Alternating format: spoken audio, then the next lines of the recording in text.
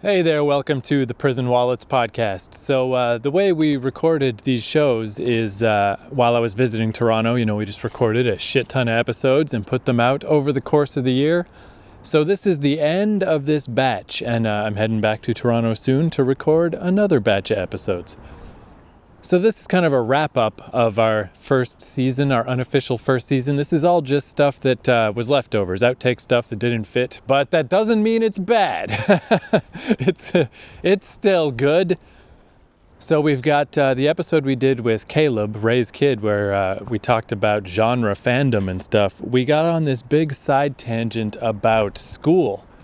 And I actually thought it was really interesting, especially to hear from somebody who just got out of high school instead of me and Ray being the 20-year veterans, and just to see what it's like now, hear how things have changed with fucking cell phones and technology and shit. I think it's interesting, and if you're a fan of horror movies and genre films and stuff, and you had a good time in high school, I will fuck a monkey's uncle. That didn't fucking happen. So I think you'll probably dig this. You'll probably find it relatable. Then we talk a bit more about genre type stuff, and Ray talks a bit about the current state of collecting films, special edition Blu-rays, that type of stuff. It's a little mixed bag of stuff. So I hope you enjoy, and I believe we're gonna start putting out episodes more often than we have been, but I guess we'll talk about that next time. So until then, thanks for listening. I hope you enjoy. Here we go. There is nothing to worry about. You're gonna be just fine. I'm your number one fan. She just goes a little mad sometimes. We all go a little mad sometimes. I like to dissect girls. Did you know I'm utterly insane? You want to know what happens to an eyeball when it gets punctured? You got any idea how much blood jets out of a guy's neck when his throat's been slit? Took me to see Terminator 2 in the theater. Yeah, I saw Terminator 2 in the theater also. And I mean, I guess that's not like an extreme movie or anything, but it really like wasn't even a question of like, so there's a bunch of guns and violence. Who cares? Like, well, I mean, the thing is, there's such a, what would the word be? Like a generation gap or generation difference now, because like nowadays people are blaming everything they can on gun violence and such. They're not blaming the obvious thing though. They're not blaming the fact that guns are so easily accessible, and they're not blaming the people that are actually using them. They're blaming everything else around. Well, this person shot up 35 people because he watched an old rerun of NYPD Blue at 1:30 in the morning and someone had a gun. yeah, whereas it's funny too, I mean, particularly with school shootings. I mean, I hated school so fucking much. It's like, Me too. maybe that's a problem? Could that be a part of the problem? Oh, but no, let's just not worry about that. Let's just keep sending kids into this nightmare factory. Ugh. Oh, I'm so glad I'm finished high school. High school, Yeah. especially now, is fucked. Yeah, I can't even imagine now. I mean, with like People social are so media. hateful now. Like, Yeah, that social media thing is terrifying. Like, you can't even get away from school when you leave school. Ugh, horrible.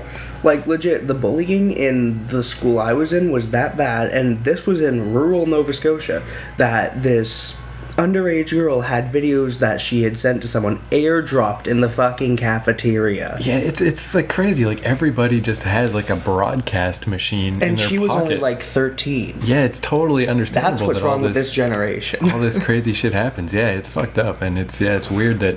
no one is ever unplugged. Yeah, and schools. I remember this blew my mind when I heard this, but it makes sense that like the model of school we have, where you raise your hand, you wait until someone says you're allowed to talk, you wait for the bell to ring, you walk to the next class. It's all Napoleon started it, and it's just based on a military model. And I'm like, yeah, that makes sense. It's like, just sit and listen, don't do anything unless we say you can. It's like, yeah, this is not a good way to learn things. It's military model. It's bullshit.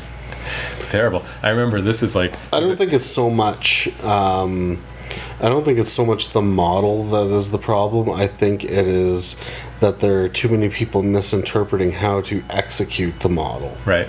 Because I mean, if you had if there was like a uniform way for teachers to handle and deal with students and any issues that might arise, like bullying or whatever, then maybe things might be different. But instead, you've got some people who have emotional or mental problems themselves handling 30, 40 kids at a time and not having the capability to kind of properly deal with these people in a manner that's acceptable.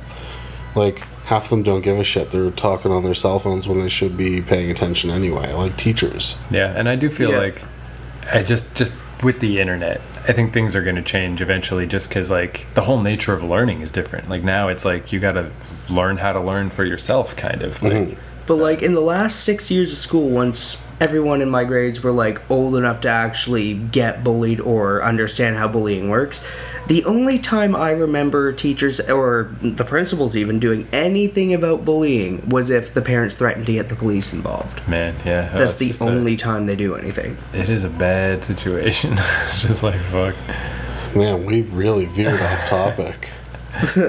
I do remember though, I mean, I still, even though it's been 20 years now, at least, but I just remember like, the burning anger of like, when I would just be like, look, can I just stay home from school today? I just can't deal with this. I don't want to go. And my mom just would never like write me a note or something, because she just presumes that the school knows what they're doing.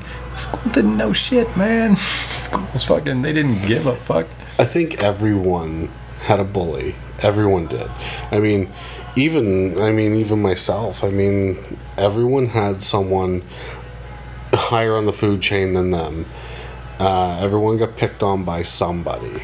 I mean, even the bullies have a bully. You know what I mean? Like, nowadays, the things that people are getting bullied over, or it's considered bullying, it was so commonplace when we were kids. Like, you know, we don't have like the same experiences as far as there being constant communication or social media or whatever that we dealt with.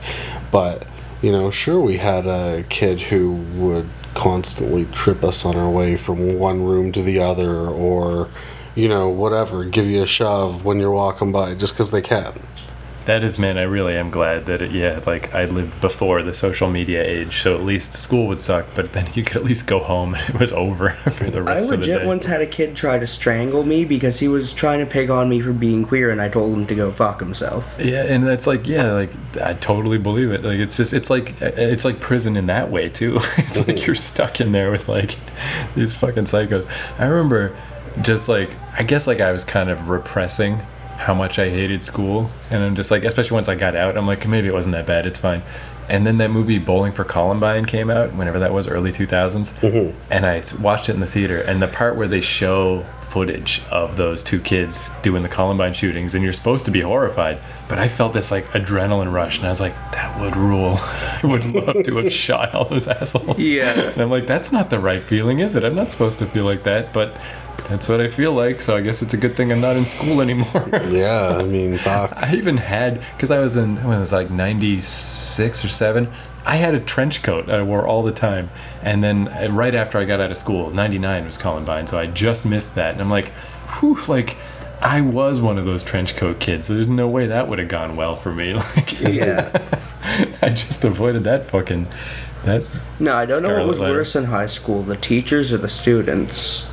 Both were pretty awful. Yeah, that's one thing too. I think it's funny is like my mom was a teacher before she became a lawyer, and she did it for like 3 years, and she's like, I don't care if I got to go back to school and learn a new thing. This sucks. And I feel like I love that she said that, because I feel like most teachers know it sucks and they know it's going to be terrible, and there's this But they can't be bothered to go learn something new or and they're to like, deviate. if I just stick it out for another 12, 15 years, then I can retire and whatever. And Sweet it's like, pension. bull garbage. I don't know what I would ever do if I had kids. Like, as soon as one of my kids was like, I don't want to go to school, I'd be like, and you never will. let's get in a van and let's start a family band and tour the world. Like, I don't know, let's do something else.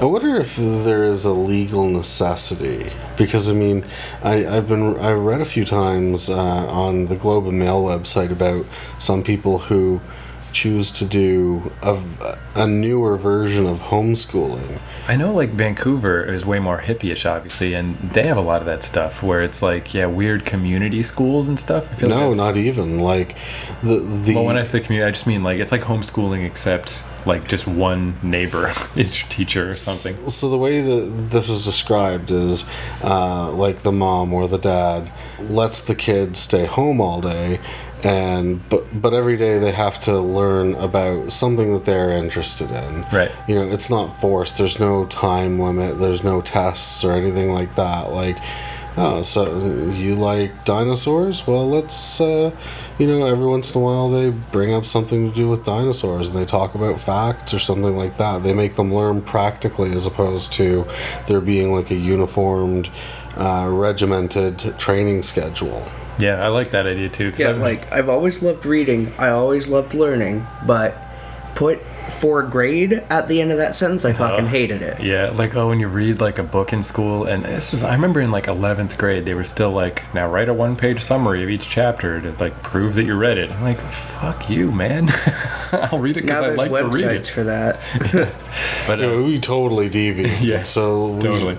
But I have heard, like, the argument that does kind of make sense for the curriculum of school is, like, everyone should be on the same level, and there's certain things each citizen should know, yada yada. But I really do feel like it doesn't work. Like, that more self-directed thing. Not all people are makes more created sense. equal. Yeah, and there's just, if you're more interested in something, you'll just naturally go that way, and you'll still get to the other stuff. But yeah, it's like, it was just weird in school, because, like, not to fucking toot my own horn, but of course I was usually ahead of the curriculum. But then I feel those kids that were below, and like, now what's this teacher supposed to do? I'm bored as shit. And this kid is drowning, and they've got to deal with both of us in one setting. Like, why? It just can't be the right way to do this. And then, man, like, by the end of high school, I mean, I almost failed. Like, I went from awesome grades to I just didn't care at all. And it's just like, I was like a child prodigy, and then puberty hit, bam, depression. Right? Fuck my grades. Yeah, all that kind of stuff. Yeah, and they're just like, hey, we got no time to worry about you because we just got to do this thing. I just didn't care. I had a really amazing what's that phrase? I have an amazing memory, almost photographic in some cases.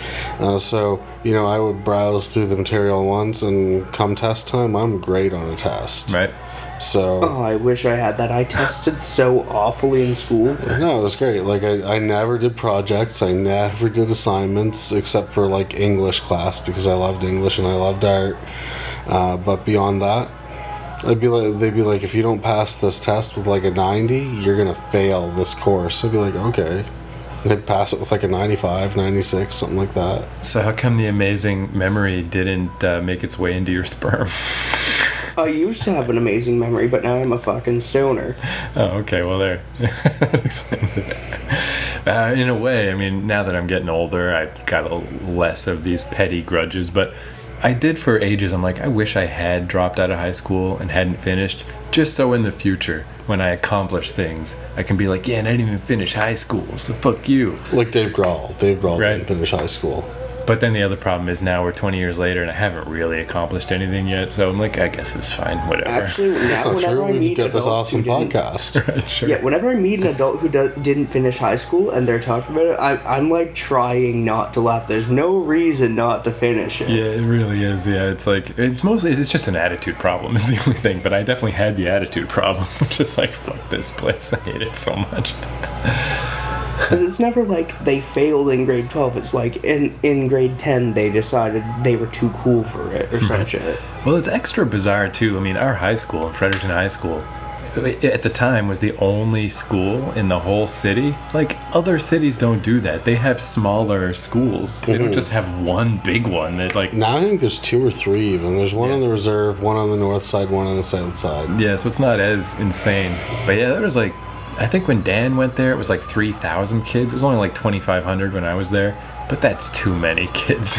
It was just like, That's what the bigger than the fuck? high school I was going to here. There was only like not even 1,000 when I was in grade 11. Yeah, and it really would be different. Like, it always shocks me when I meet people that enjoyed high school and had school spirit, and I'm like, that's weird. I don't know how that would happen. But then I'm like, yeah, but I guess if your school was only like 800 kids or something, it'd be a lot easier to not just get lost in the shuffle. So yeah, that's movies, horror movies. Horror movies and a debate on school curriculum and bullying. Speaking though of obscure ass movies and horrible high school stuff, there's this really cool movie that was like really low budget. No one ever talks about it. It's totally under the radar, but it was called Zero Day. And it was this low budget movie about these school shooters. And it was called Zero Day because so they wouldn't get caught. Their plan was every morning they listened to the temperature on the radio, and the day the guy says 0 degrees today, that's the day they're going to do it. I'm like, what a cool idea. Interesting. But also then, because they're just, dumb teenagers, the first time that happens, one of them is like, I got a cold today, let's not do it today. And you really start to think like, oh, they're just not going to do it. But then they do it, and it's creepy as fuck. It was a good movie too, I liked it.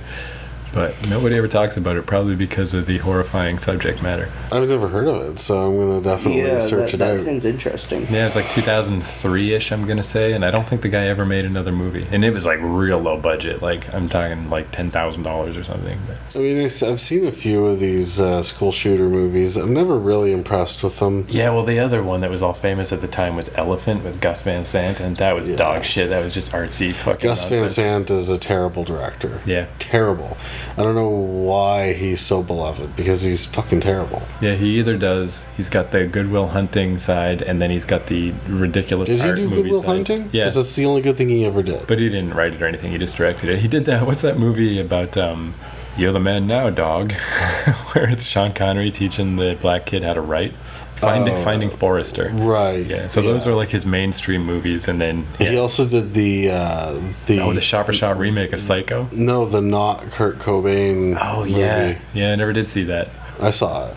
It wasn't good. Yeah, bad. Yeah, it was bad. Oh, it's a good school shooter movie, like legitimately a really great movie. It's the guys from Toronto who made it. What the fuck is that? The Dirties, it's called.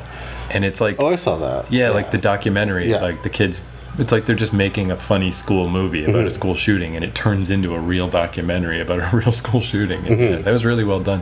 And that's a perfect example of something you could never make in the States. They made it because basically it's these guys were in their 20s, but they looked young.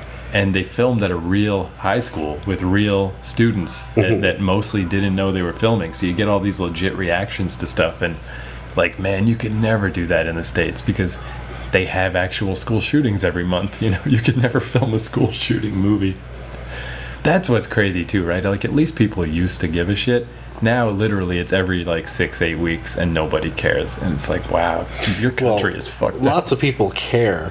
It's just that no one in the government is doing anything to change the laws. And the population of America seems to have two kinds of people. The people who are like, any excuse to take away guns, and then the people who are like, fuck you, don't take my guns. Yeah, that might be like the most frustrating thing about America is that left and right, two sides thing. Like, man, like, we have similar political parties, but we're not like that. We're not like just this side is my side and I'm gonna fight. It's like a dumb sports game, and it's just like brutal.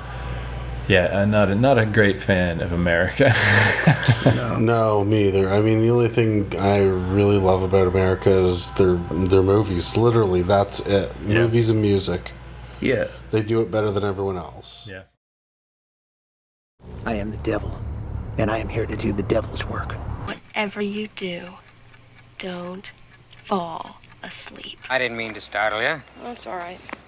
It's Halloween. I guess everyone's entitled to one good scare, huh? What an excellent day for an exorcism.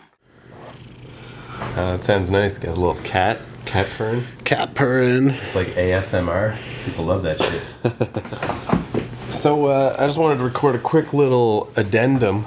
So this was an episode we recorded a while back, like a month ago, I guess. But we were talking about, like genre fandom and why we're into it and whatnot. And then we got all off topic and talked about a bunch of shit. But I just thought to finish it off, I was thinking about how, so there's this dude on YouTube I've been watching, his name is Finn McKinty, and he's like grew up in, he's like our age, he's like 40, and he grew up in like the West Coast punk rock scene, but he's like a business guy. Like it's a real weird YouTube channel because it's about this like rebellious music of metal and punk, but he's looking at it from the side of like, how do you use Facebook to promote your tour and stuff? Like, how do you actually make a business out of being in one of these bands? And one of the things he brought up about metal fandom, but it really fits with like horror movie fandom and genre fandom, is kind of like what makes us, I think, better people than your average person. Is his example is like with bands. Like there's this band, Bring Me the Horizon, that started off as just like screamo, you know, super abrasive band, and they just kept getting softer and softer. AFI kind of did the same thing. It happens to a lot of bands, you know. They get softer and they get more popular, so they get softer and they get more popular. But what they're doing is they're appealing to, basically, for lack of a better delineation, to women instead of to dudes. And the women fandom, that's just like, you know, normal pop fandom kind of, and those people don't stick with you. You know, they'll be your fan for 2 or 3 years, but then as they get a little older, and as you get older and you're not as cute anymore, and they get, you know, normal lives and they don't just have the poster on the wall anymore, it just evaporates, and then your fandom's gone, and that's the end of it. Right. Whereas with like metal fans, and I think this is really appropriate to like horror fans too, we never leave. Right. We, like, it's the way he described it is it's like a lifestyle choice, kind of. It's like a lifestyle fandom. It's not flash in the pan. It's not a pop fandom. It's like, this is what we like, and we will support it for fucking ever. Yeah. I always have said, though, with metal music, first of all, metal music and punk music and horror movies, they kind of go hand in hand, really, and I think it's because of that. Yeah. And I mean, when you mention the lifestyle aspect, I mean, my home is perfect proof of that. Like, I mean, if you look around my home, like, I've got a Creature from the Black Lagoon, like, half bust on the wall with the arms and the head and the chest and everything, and it looks like it's coming out of the wall at you. And I've got, like, all of these autographed posters and photos and big movie shelf, big entertainment system. Everything is horror or genre related. And, you know, I mean, aside from, of course, talking about the shit all the time, it just goes to prove that it is a lifestyle. You know, I'm one of many people who have places like this. Yeah. I shouldn't say many people, but there are a lot of people that have it. But really, when you think about it, if you go to most 41-year-old humans' homes, I like that you used humans. well, you know, when you go into most people's homes, they've adjusted to being, quote, an adult, and you know, their home is nice. I mean, what's on their wall is family photos and maybe art or something like that, but not like my home or the home of someone like myself who's into genre stuff. Right. And it's so weird too that, like, on this, like, there's a certain sense that that stuff is like looked down upon, like it's not high art or it's not the fully stuff, like people that are into like fantasy novels or whatever, like it's all like whatever thing, it's like, oh, but that's not, it's not like New York Times Pulitzer winning novel, it's not important, blah blah blah. But all that stuff, it's so fickle, and it's so like we're the ones that are down for the cause, Holmes, you know. Like, we like what we like, and we don't ever deny it, and we don't ever turn our back on it or pretend like, oh, I'm grown up now, I don't like this anymore. Yeah, I mean, people always talk about something being a lower class form or lower appreciated or whatever.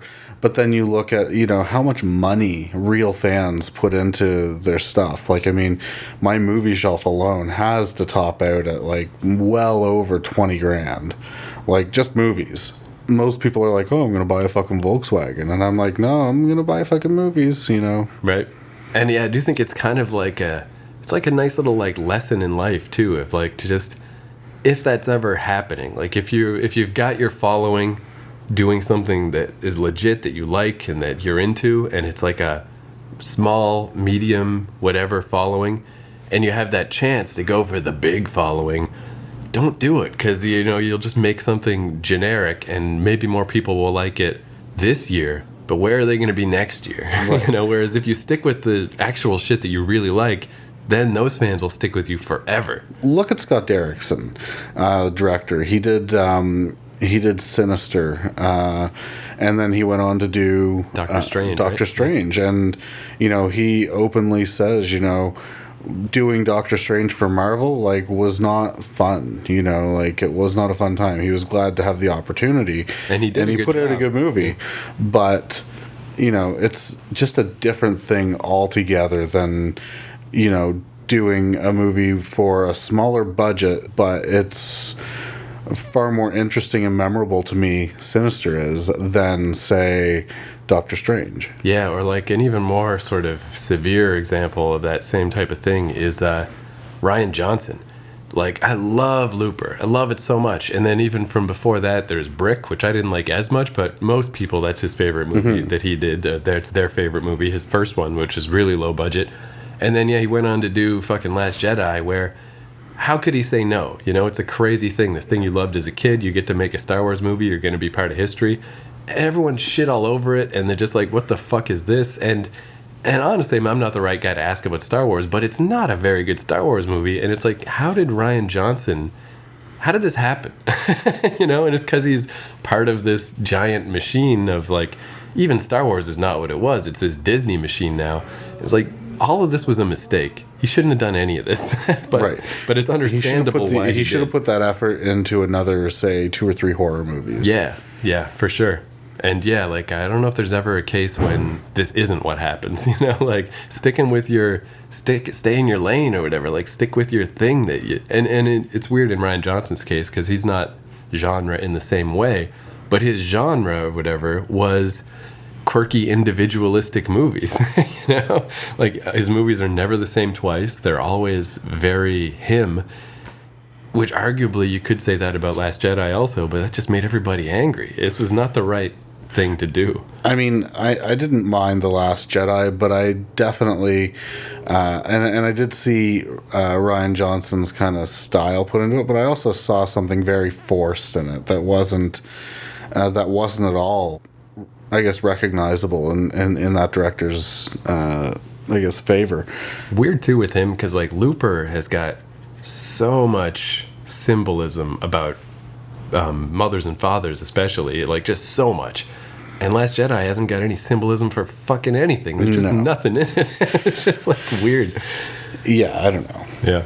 But anyway, I guess that's just what I wanted to toss in to just wrap up that a little bit more on the actual topic. Is like, I love that idea of the lifestyle type fans, the fans that are really into what they're into, and they're just better people. Because like the pop, like that elusive, they're more faithful. Yeah, because like that elusive audience of the general population of like, oh, we should try to get to that bigger audience, but that bigger audience is just a cloud of nothing.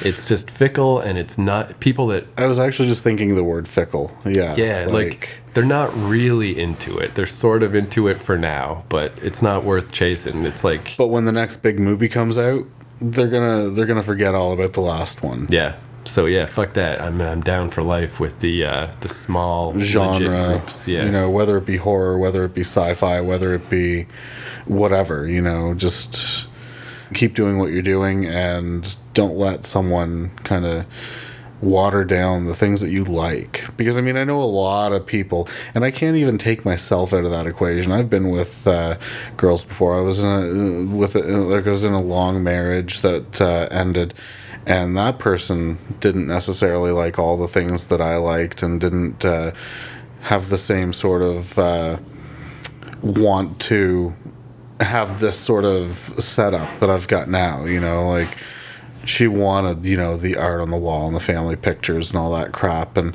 don't get me wrong, that's nice. You have we do have some of that stuff, but if you look in my living room, like, you really have to kind of look for it. You know, I'm not saying don't show your family off, but I'm also saying, like, if you want to have a Fright Night poster on your wall, have a fucking Fright Night poster on your wall. Well, I love too. I mean, your fiance now is definitely a special type of person. Where I just caught on like Facebook, I think it was, that it was like school pictures. And the school was like, you can pick whatever background you want, and one of them was flames, and she's like, flames it is. I just love that. So yeah. And I mean, we have one family photo, and it's on the other side of the column over here. Right. And she's wearing all black, and she has like, you know, her face is a little bit more pale because of the makeup she chose, and the eyeliner's really dark, and the eyelashes are really dark, and her lipstick is black, and the kid's wearing like, he's got like a faux hawk, and he's got a leather jacket, she's got a leather jacket, and I'm wearing a fucking clown mask. Like, that's the family photo we took. Man, that reminds me of, it would make such a cool movie, but there was this comic book series called The Hopeless Savages. Oh, yeah. That was about this kind of, where, yeah, it was like, you know, those were the two last names. It was two punk rock singers that got married, so-and-so Hopeless and so-and-so Savage. And then they have kids, and the kids are all these cool punk rock kids, except one kid who rebels. It's like if you had a normal family and the punk kid, this is the reverse. They got a punk family, and the one kid that's like, this fucking, I hate this. I'm going to go become a manager of a regional Starbucks chain and wear a suit, and you can all go fuck yourself. And like, no one understands it, and like, I can't believe he turned his back on our family. It's just a cool like inversion of all this stuff. It is cool. But it is too, like, that's the other thing that I find weird with like just civilian people is like when they aren't interested at all in knowing about, you know, like the history of horror movies and stuff. Like, how do you not care at all? Like, what are you? Just some robot person walking around? I mean, I'm not saying everyone should like horror movies. I mean, they're not for everyone. Some people have different issues because of stuff that's happened in their lives. Like maybe they were in a violent relationship or had a violent upbringing, or, you know, an upbringing that made them very sensitive to some of the subject matter you see in horror movies. Like, you know, there's rape in a lot of horror movies. Unfortunately, women have been raped. I mean, that shit happens. They don't want to watch that shit. Right. They've been through it. They know that it's much worse than what's being shown on screen in a lot of cases. So I get that some people aren't going to like it. But I think that if you do like horror movies or genre movies of any sort, like whether it be exploitation, sexploitation, blaxploitation, whatever, if that's your thing, then you keep enjoying it for yourself. You don't have to make someone else happy because all they like is rom-coms or Lord of the Rings. See, like, I guess that would be a good way to put it is, yeah, like, obviously, specific stuff, like horror stuff is obviously not going to be for everybody. But isn't it weird when you meet someone who, like, say they're not into horror, but they're into something else? Like, okay, cool. But then you meet these people that they're kind of not into anything.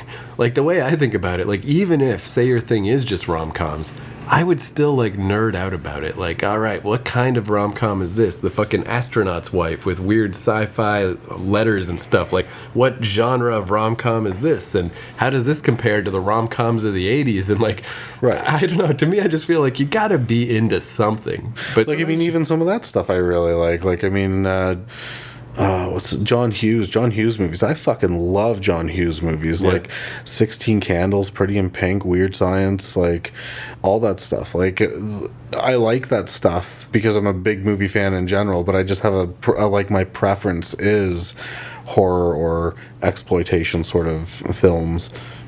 So, you know, I mean, if you like it, you stick with it. You don't turn your back on it because, you know, Lord of the Rings Part 32's out, or, you know, everyone says you should watch all of the James Bond movies and make sure that you see them all. You know, like, there's more out there than just that.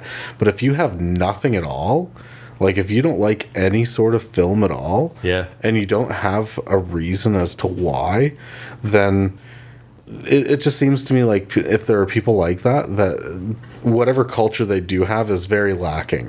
Yeah, like I can think of, I mean, I won't name any names, so off the top of my head I can think of like this one lady I knew that just like talking to her was just like, like I'll try to find, like I got a lot of general knowledge, like whatever you're into, I probably know something about it. I'll talk to you about it. And we could just never even get to that point because it's like what are you... But yeah, it's just like, what are you into? What is it? There has to be something. Mm-hmm. I mean, yeah. Anyway, all right, let's wrap that up. So, we already did the ending before. This is just going to be an add-on, right? Yeah. So, yeah. So, fucking fuck the world. Yeah, fuck the world. Yeah. And I am Lucifer, the devil in the flesh.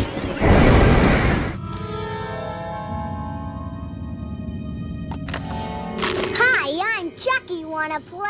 Sick fuck. seen one too many movies. Nah, Sid! Don't you blame the movies! Movies don't create psychos! Movies make psychos more creative! You let him drown. You never paid any attention. Look what you did to him. Look what you did to him. So I wanted to mention a couple of things about some production companies, just because, I mean, as a big collector, I mean, I'm almost at 700 movies on Blu-ray, 689 to be exact, with 5 coming in the mail. I'm big on the boutique labels like Kino Lorber or 88 Film or Code Red, Scream Factory, Arrow Video, Criterion, so on and so forth. Yeah, I gotta give Scream Factory a quick shout out because it was just funny that I tossed in your Ginger Snaps Blu-ray and I was like just checking the bonus features and I was like, man, it'd be great to have like a little like, I don't know, like an hour-long documentary about Ginger Snaps. That'd be cool. And there is one on there that I didn't realize. So it's like, that's sweet. So all of these companies, and Vestron as well, when they put, and Vinegar Syndrome, like I can keep naming boutique labels till the cows come home because they specialize in making these movies get a release where they may not have before. But not only do they do it, but they clean them up to the point of them being pristine. They give you a wealth of special features. Definitely the best of them right now, in my opinion, is Arrow Video. They can really do no wrong. Everything they put out, like Reanimator, Foxy Brown, like, you know, all these different cult movies, they look fucking phenomenal. Scream Factory is no different, but when I first started buying Scream Factory a couple of years ago, 2-3 years ago, you could get a Scream Factory movie for anywhere between 18 and 24 bucks, at the max 24 bucks. Now they're releasing things and they're putting out the content is the same, like, you know, new movie, special features you saw before with maybe 1 or 2 new things. However, the price is going up. Arrow Video is staying the same. Like, I've resigned myself to spending between 35 and 45 bucks on an Arrow Video Blu-ray, but they're worth it. Right. And they've proved it over and over and over. Scream Factory, really hit or miss. The ones that you buy that you enjoy, or is something that you've forgotten about and then rediscovered because of Scream Factory, you know, those things are great. But they're not worth 35 or 40 bucks, which is where their price is going to now. I guess, do we get, like, I mean, I haven't bought physical media in some time, but do we get kind of fucked just being Canadian? Because I know it makes video game prices pretty bad here. We kind of do. We definitely get screwed a little bit with the exchange rate. But at the same time, I mean, when you're used to paying something, like Arrow Video's price is consistent, like for what you get for a single movie, or if you buy like a trilogy or something like that, you can expect to pay, you know, about 70 bucks for a trilogy of movies that you won't be able to get anywhere else. They don't re-release the same shit over and over. Arrow Video doesn't. Scream Factory has gotten in the habit now of, like, they just put out a steelbook for Life Force, which I picked up for like 24 bucks. It's only luck that I got it for that price. They had already put out a standard Blu-ray, like their standard Blu-ray, 4 or 5 years ago, something like that. No, maybe not that. So they put out the same movie twice. They've done the same thing with Night of the Demons. They've done the same thing with The Fog. They've done the same thing multiple times, like, and the price is going up. I don't understand it. Like, I'm not willing to double dip or triple dip or whatever. If I do, I get rid of the old one. I don't keep it. Like, I bought their Trick or Treat. You know, I bought that brand new, and there was something else that I think I got recently by Scream Factory that they just put out. Oh, the Critters set. I got the Critters set with all 4 movies. That was on sale for like 55 bucks, you know, which is all right for 4 movies. It's definitely better than, you know, $20 each or $30 each or whatever. But when I think about it, you know, like Arrow Video just released Elvira, Mistress of the Dark. I don't have it yet. I'm going to buy it for sure. Right. It's UK only, so you can't get it in Canada.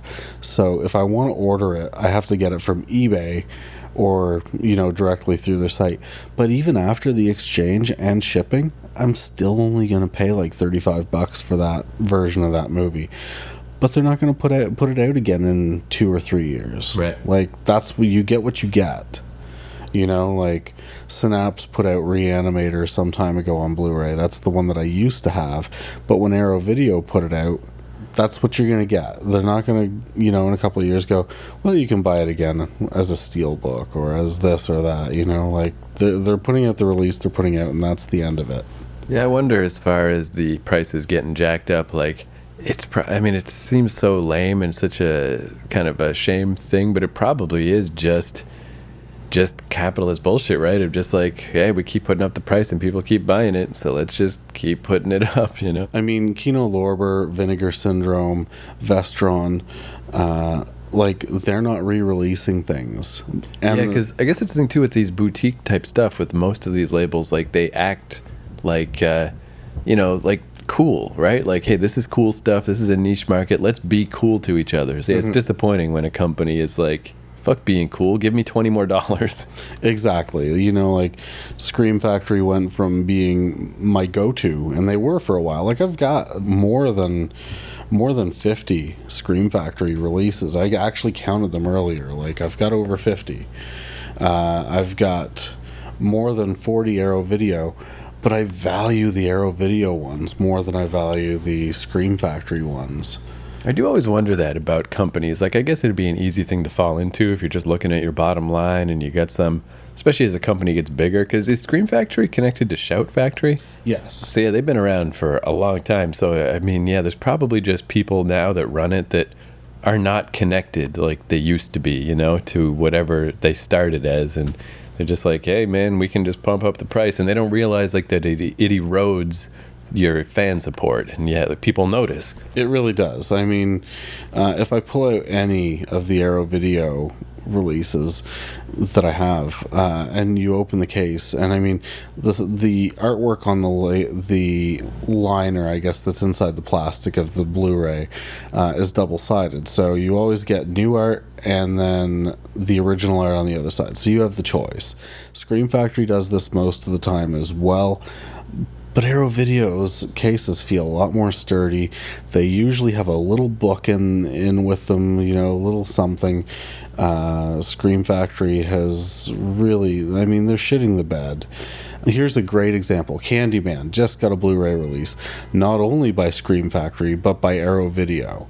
Now, the Arrow Video version comes in a hard box with the Blu-ray case inside, and it comes with a poster, and it comes with something else. Like, it's a really nice double-sided art done by, and I'm going to shout this guy out, he's on one of our fellow podcasts from my parents' basement, Ghoulish Gary Pullen, who I have some art on my wall from. He's got a book out, by the way, Ghoulish, The Art of Gary Pullen. It's really fucking amazing. Go buy it on Amazon. Anyway, the art for it's amazing. The packaging is great, whatever. I don't know what Scream Factory did. But so this is a UK only for Arrow Video, but you can order it and have it delivered to Canada for about $30-$35. Now that sounds like a $30-$35 price range worthy sort of release. Right.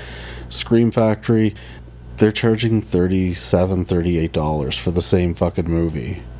Yeah, that is a shame. It is a bummer. Like, I remember, I guess I know, the reason I was thinking of Shout Factory is, I remember back when I first moved to Vancouver, I got, the first thing I bought with my first paycheck from my dishwashing job was the Freaks and Geeks set that Shout Factory put out. Yeah. And yeah, it was like amazing. It's like all of the stuff and every bonus thing you could ever think of, and like a cast reunion and all this shit. And yeah, it's just... it's a shame that these guys are losing their way, because yeah, they're OG, they've been around and like bringing back stuff and it's a bummer. With boutique labels, anyway, someone like myself who buys as many movies as I do, I mean, I know there are people out there that buy even far more than I do, but it's making me become more, I'm more picky and choosy about what I buy now, so this is making me even more picky. Like, I know what's coming out for the next while from Scream Factory, and the only thing I can think of for certain that I'm going to pick up by them is The Craft. Aside from that, like, they don't have anything coming out compelling. Like, they're digging at the bottom of the barrel. They just released The Exorcist Part 2. Who wants The Exorcist Part 2? No one. Yeah, that's one of those classic things, like I say sometimes, where it feels like that whole movie should just be a bonus feature on the first movie. Right. Like, if you want to dig through a menu, you can watch it. But the last amazing thing that Scream Factory released was the Halloween series. They managed to do some deal with Anchor Bay or Starz or whoever has the rights to the rest of the Halloween movies. And they released them all in one set, but they have two different sets. So, I mean, they have the set that I have, which is one box with two cases, half the movies in one case, half the movies in another case.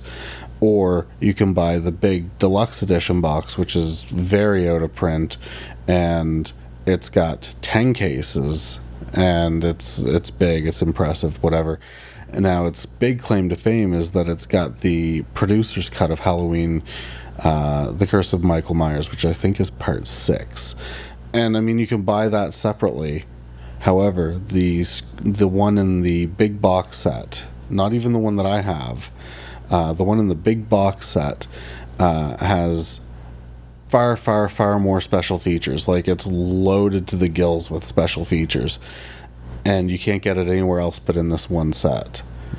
Except for the day that I went to BMV and they had bought the set from someone else, and they decided to sell them individually. And I saw it on the shelf and I fucking snatched that up. I got it for like $17 and it was well worth it, you know. Man, isn't that amazing too? Like, that's what's half the fun of just like, the hunt for stuff is those moments when you find things like that. It's like drugs, I swear to God. Like, I find something like that and I'm just like, so when I bought the 10-disc 2-case set of Halloween movies, I immediately took out the part 6 that was in that and replaced it with the producer's cut with all the special features. Nice. Yeah. So I have it, but it's, I'm not supposed to technically, Yeah, in some ways, a big set. In some ways, you have like the most ultimate edition. Sort of, Well, I mean, unless you have that big box set. Right, sure. But now, if you want it, you're shelling out about $500 because it's out of print.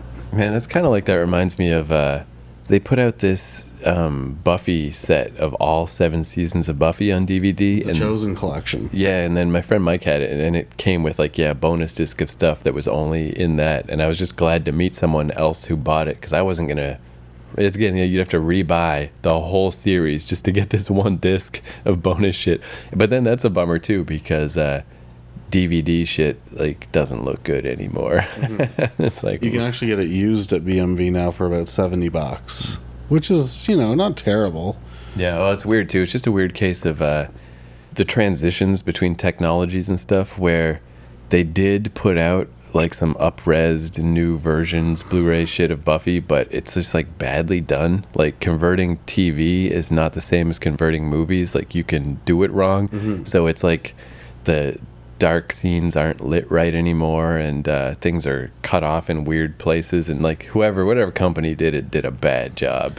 I have a weird little wish list of TV series I'd love for them to put out sets for, like on Blu-ray, because you can get them on DVD rather inexpensively for the most part, but Blu-ray doesn't get a release for them for some reason, like Californication. I love that show. Have you seen it? I saw like the first 3 seasons, so good. Yeah. So good.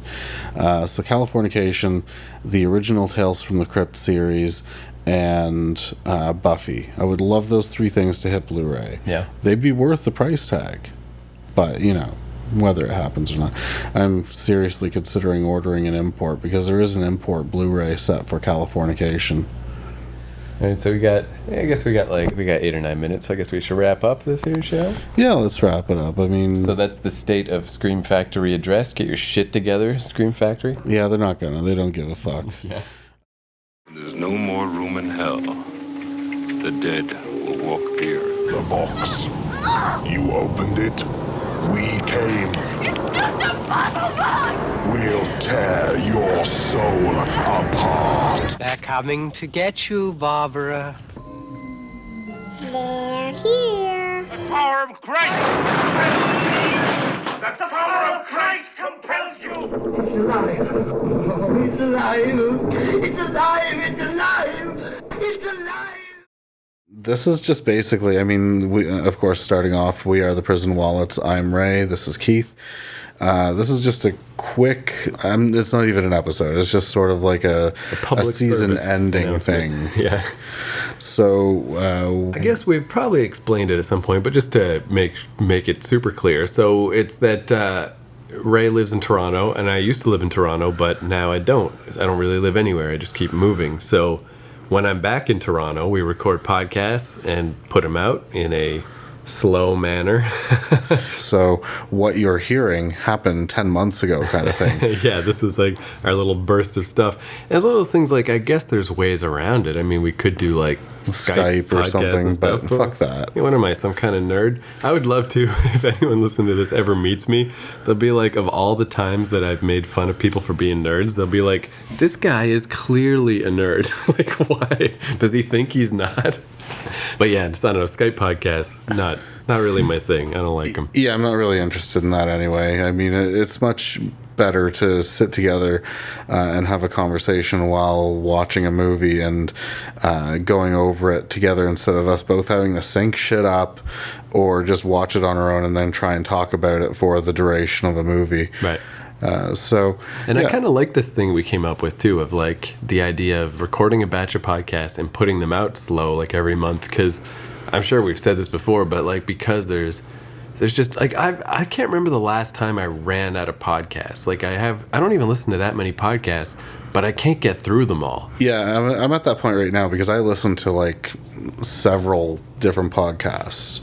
Yeah, and I mean, yeah, well, we did our episode about podcast we listen to, and like, yeah, I only listen to a handful of like video game and wrestling podcasts, and I'm dreaming of the day that I'll catch up with all my podcasts and just listen to music again for a little while, but I can't do it. So yeah, I don't even think it's a bad thing that we are putting out shows at a slow pace. Like, I think it's kind of a good thing. Honestly, for me on a personal level, I love listening to our own podcast. So whenever we release a new one, and I'm listening to it for the first time, like, I fucking eat that up. Like, I love it. I like the dynamic. I like the flow of things, and yeah, it really works for me. It even is almost too, it's like artificial scarcity kind of makes things seem classier. Like, I feel like we're more like the British TV show version of a podcast. Like, you get very short seasons, and you gotta just, fucking soak up what we got, because that's all you're getting. Yeah, like every time I listen to an episode, it's like jerking off in my own ear.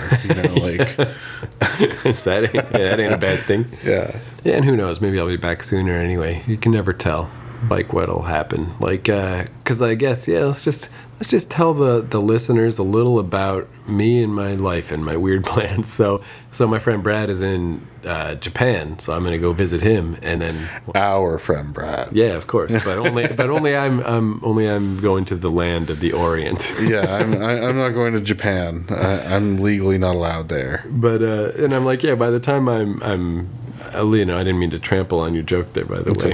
Okay. What the fuck was I just...